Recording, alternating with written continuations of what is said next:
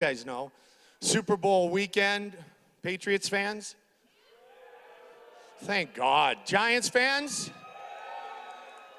You know, a little story here, which is kind of interesting. Sean Shelby, one of our UFC matchmakers, handles the 45s, 35s, the 25s, now handling Strikeforce. He's first cousins with Tom Brady.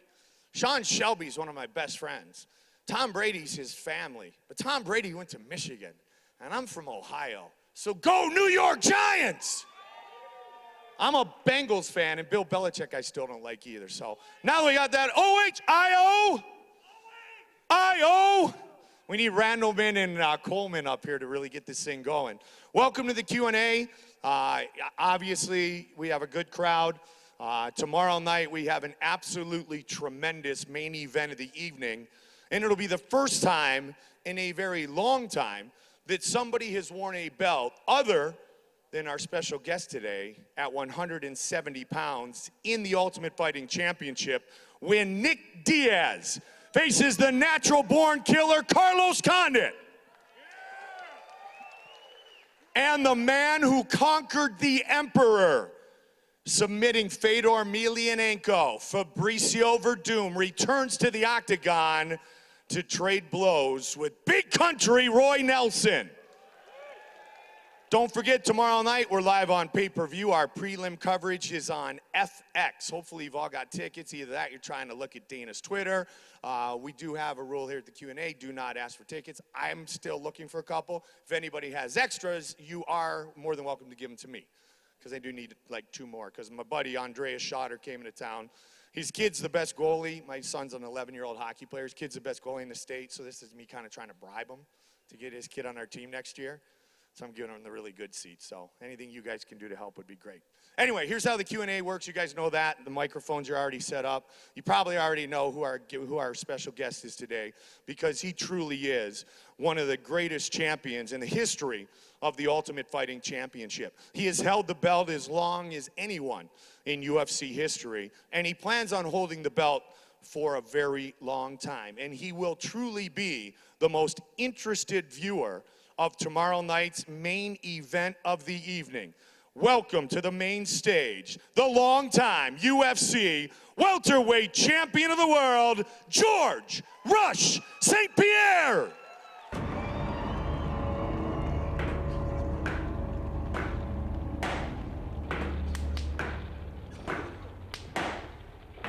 I pray every night that Nick Diaz win that fight. I'm always at my best when I'm pushed against the wall, when I'm fighting a guy that insults me and question my integrity. It lights more fire in myself. With this injury, a lot of people are doubting. They say, oh, you're never gonna come back the same. A lot of people think Nick Diaz is much better than me.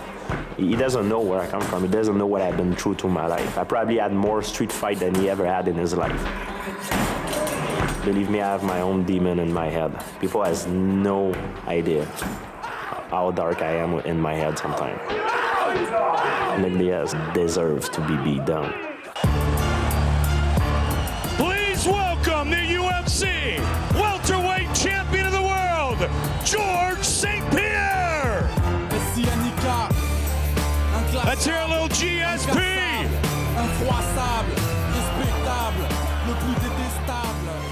Bonjour, mon ami. He's the one guy who could. Bonjour. He's the one guy who could. Yeah, he could drop the mic, and you know what? Dana would be like, "That's all right. It was George." If I dropped it, he'd be like, "Goldie, you owe me $40." But first of all, welcome. It's great to see you. You look healthy. How far away are you from being fighting healthy? Fighting healthy. Doctor says even though I feel good, I have to remain calm, because the most dangerous thing is my graft is not fused properly yet, and the danger is to feel too good for the state that I am and try to go too fast and break it and have to redo it again. So tell the fans. July I will be able to train. Okay, so tell the fans exactly what you had done. What I had, it's a ACL. It's a ligament between the tibia and we call it in French a femur, the bone of the leg here. We call it that in the U.S. too. Yeah, it's the most important ligament. That's what holds your knee in place, and that ligament was broke. I didn't have ACL. I heard it in training, so I had to do it. Similar to what your former training partner Patrick Cote had when he blew his knee out against Anderson Silva. Exactly, and I didn't want the same thing happening to me during my fight, so I want to make sure I'm healthy. Well, we're glad you are. We're glad you're here, and as I can tell, you've really gained a lot of weight with all that time off. No, I'm ready to. I'm good. I'm training very hard, but I'm very limited in what I can do. So everything's upper body right now. No. It's a lot of the leg. So you are able to rehab it. You're just not able to go into fighting training mode. Exactly. I can't do anything with my right leg that is twisting motion and like a lot of jumping and stuff. Like I'm very limited. But every week that goes by, I can do more and add more exercise. So every week I get stronger.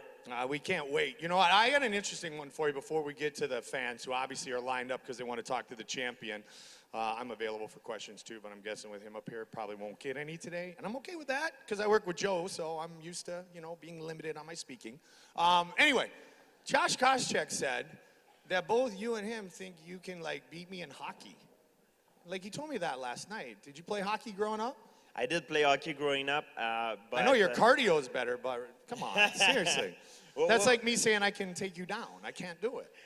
Right now with one knee, you probably could do it, But and hockey, I could probably not get you right now in hockey. But when my knee will be okay, I'm up to that challenge. Well, let's go. When I come to Montreal, we'll go to one of those great rinks in Quebec, and we'll... Let's do it. We'll do a contest breakaway, and we'll do it. Perfect. We're on. All right. This is how it works, everybody. You guys are always lined up. You're ready to go. Questions for the champion, one of the nicest men in mixed martial arts, Georges St-Pierre. We'll start right over here. Go ahead, sir. Hi, Mike, George. I'm Matthew from England, and I'm with my mate Rob from Vancouver.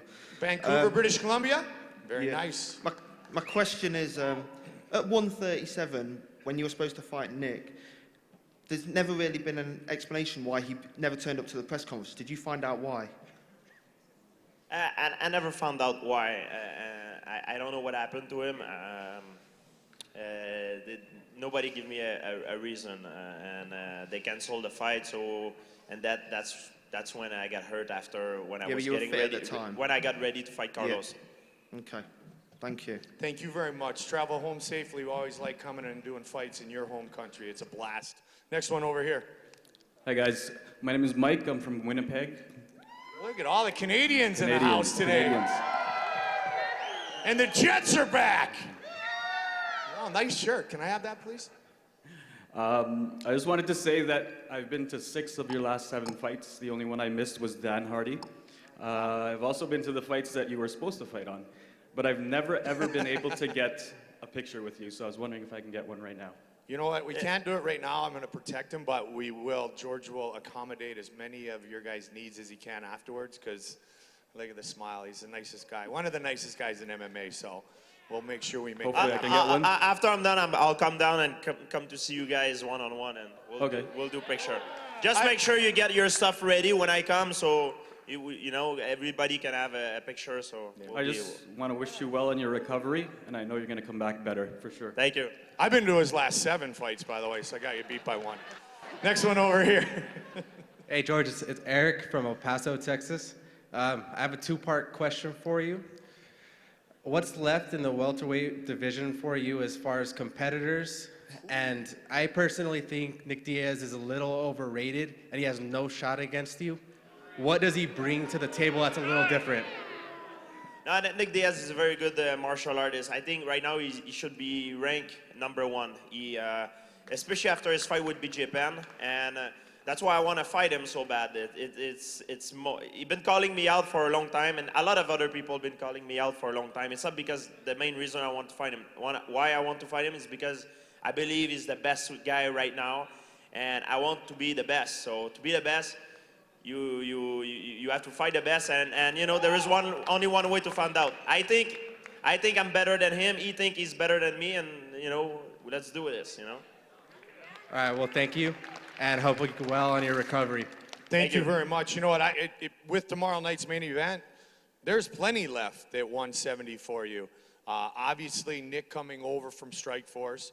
Carlos has been on a tear. I mean, his fight of the night in Vancouver against your now training partner, young Rory McDonald, was a spectacular performance.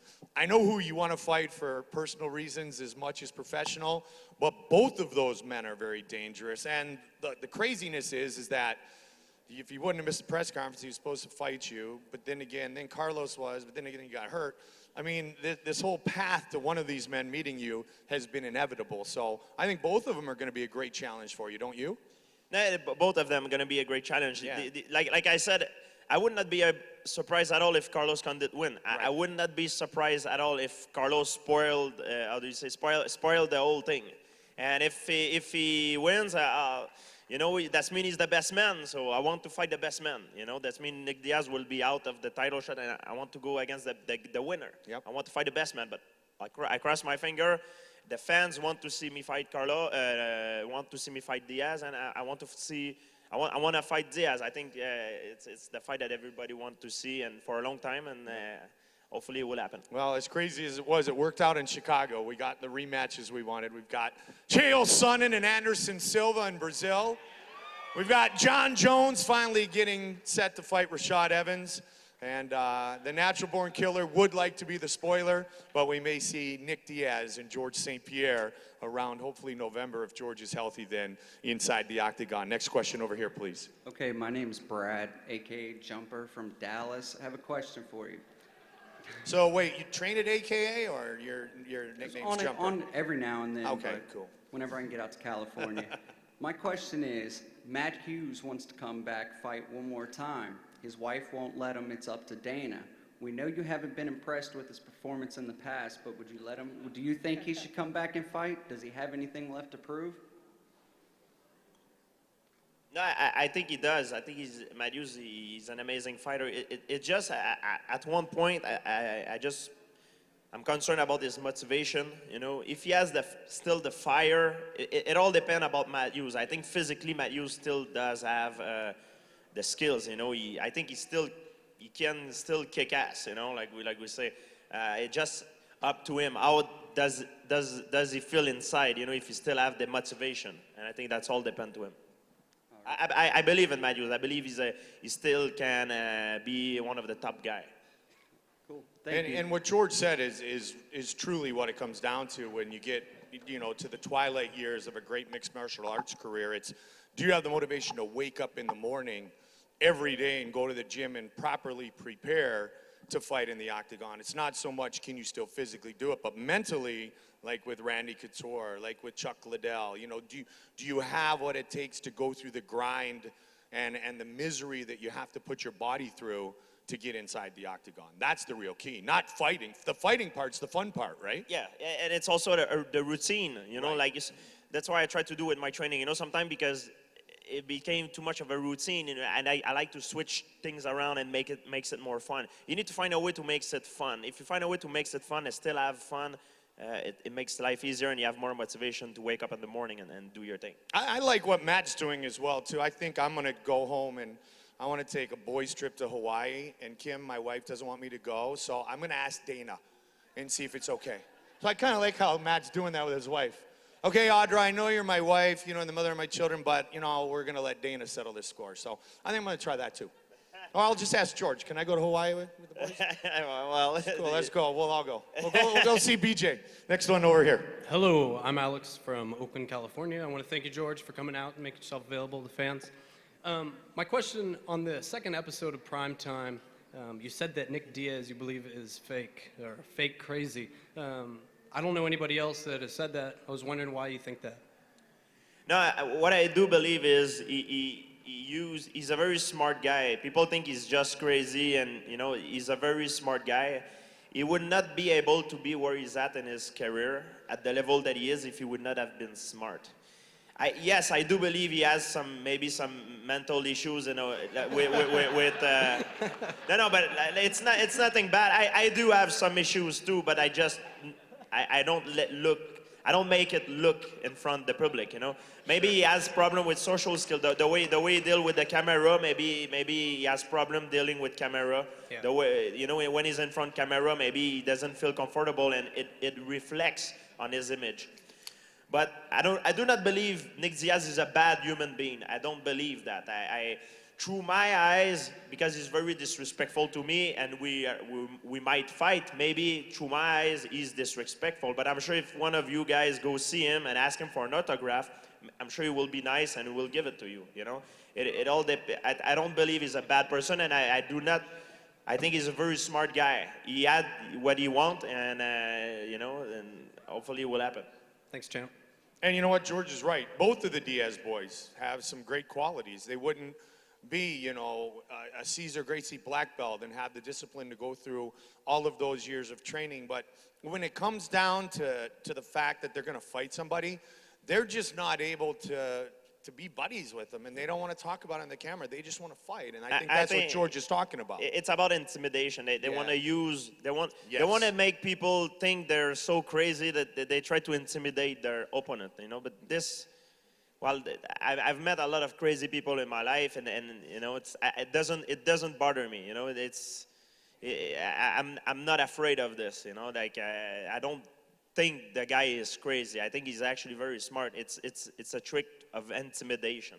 It's a mind game. Yeah, well, let's ask this guy, because he's obviously a Diaz fan with his 209 Cesar Gracie shirt on. Hey, I'm from Stockton, Can't tell, not at all. where we all